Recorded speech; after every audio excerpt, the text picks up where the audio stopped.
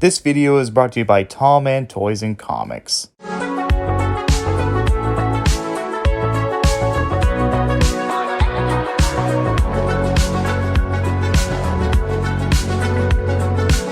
Who doesn't love penguins?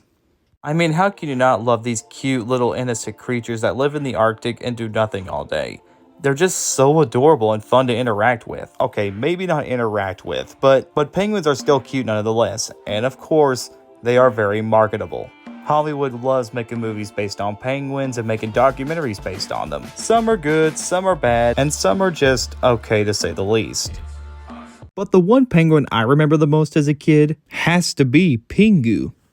Now, for those who didn't grow up in the early 2000s or even the 90s, it's safe to say you've never heard of this character. Well, let me give you a little bit of background here. Pingu was aired on Swisher, Furniture, I can't read that. So in 2005 or 6, somewhere in the early 2000s, they decided to release it on a channel called Sprout, which is known for a lot of educational shows. And over the years, the show has gained a cult following, mostly from YouTube poop, which are some of the funniest videos I've ever seen in my life. Seriously, you need to go check them out. So why does Pingu have a cult following, and why is it still being talked about even to this day? Well, sit back, relax as I tell you about Pingu. The stories. So the episode always starts with Pingu, this irresponsible penguin who always likes to get into trouble and tries to do his own thing, while also either getting in trouble with his parents or learning a new lesson overall. Almost like a mix between Paddington and Ubi. The one thing I admire about Pingu was the way it appealed to everybody.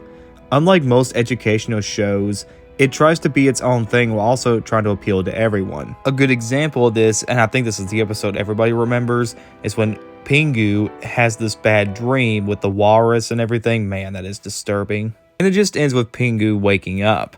And honestly, that's really the episode, but what makes it stand out is that it's told in a very simplified way. Kind of like Ubi, the episode can work on its own as long as you don't pander to the kids. Another thing I find interesting about Pingu and what I like about it is that there are some adult jokes in this show. I mean, they're not dirty, but they are pretty interesting and very noticeable, like the one scene where Pingu, and this actually happens in an episode, where he ends up peeing in a bathroom. I'm not kidding. Look it up if you don't know what I'm talking about. The stories overall just have a very colorful, warming feel, while also being very all-around innocent, but also kind of having a cynical edge to it. So it does try to be its own thing and doesn't pander like most kids' shows. The animation. Okay, so Pingu is using a stop-motion animation technique, and as far as stop-motion shows go, it's alright. Now, it's no Aardman or Laika, but it is fine. The background animation has a very unique look to it. Like, it's very simple, it's not over the top and bouncy, it's just very laid back and subtle. And the Arctic aspect looks really good. It reminds me a lot of the Rankin Bass Christmas specials, where they have a very simple look but also have a very laid back feel to it. Kind of the same thing here. The animal and penguin designs look pretty good for the most part, and the expressions on the penguins, not gonna lie, always crack me up and give me a smile whenever someone's acting or the expressions act very weird, but that's just me. Though my one criticism was the design of the walrus in that one episode. Seriously, can you honestly tell me with a straight face that looks good to you? I don't think so. So overall, the animation, while it does need some work in some parts, looks pretty good. And then finally, the characters.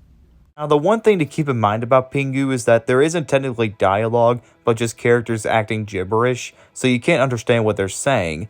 But to be fair, this was made in a different country, so I can cut it some slack. But as far as the characters go, everyone is pretty likable and fun. Pingu is the irresponsible jerk who just thinks differently and just wants to do things his way. But to be fair, he's a fun, likable jerk. You kind of want to root for him. You kind of want him to do better with other people.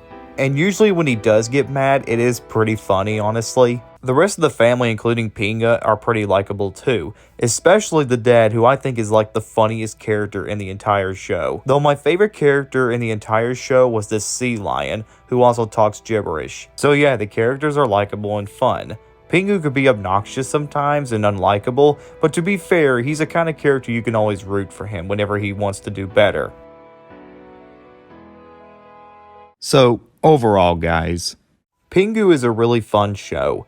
Does it have its problems? Yeah, but I think it works to its advantage. With some nice animation, fun stories, and a very likable main character, it kind of works honestly. It has a very colorful, warm, and feel while also being really innocent and also very cynical at the same time. I do recommend watching this show if you can find episodes or on it on DVD. I don't know about streaming, but there's plenty of DVDs out there, I'm sure. If you have little kids, I think they'll have a blast with this. Or if you're an adult that has kids, you can always watch it with them. Kind of like Ubi, it has its own strange, weird look, but also having a very fun feel to it. So it tries to appeal to everybody. Take the show for what it's worth and go check it out yourself.